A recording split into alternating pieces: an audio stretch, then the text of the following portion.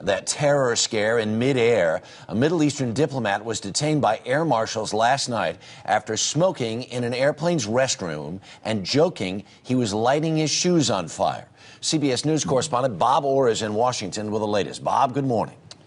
Good morning, Harry. Well, it was, as you say, quite a scare. For about an hour or so last night, there were reports that another shoe bombing had been attempted on a U.S. passenger plane. Fighter jets were scrambled, and it was only after the jetliner landed in Denver that we learned what really triggered the alarm. Mohammed al-Madadi is described as third secretary to the Qatari embassy in Washington. He was on board United Airlines Flight 663 when it left Washington's Reagan National Airport at 5:19 last night, bound for Denver.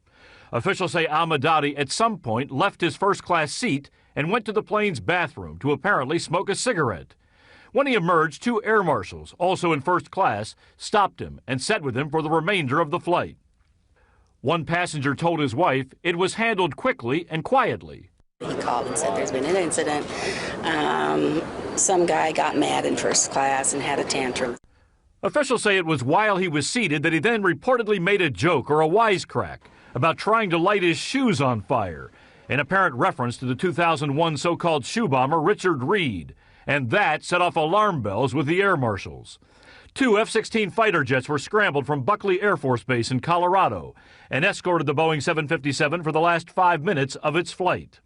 The plane, carrying 157 passengers and a crew of 6, arrived in Denver at 6:50 Mountain Time. Qatar's ambassador to the U.S. defended al-Madadi.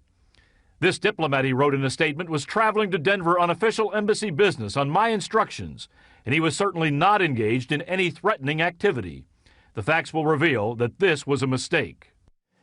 Now, in the end, we have to say no explosives were found, and investigators determined al-Madadi would not be charged with any crime. But we have to say the incident has again jangled nerves, coming as it did just 3.5 months after the attempted Christmas Day bombing in Detroit. Harry? Bob, when all is said and done, authorities look at this as just a phenomenal act of stupidity? Yeah, I think that's a good way to put it, Harry. I talked to a number of top officials last night.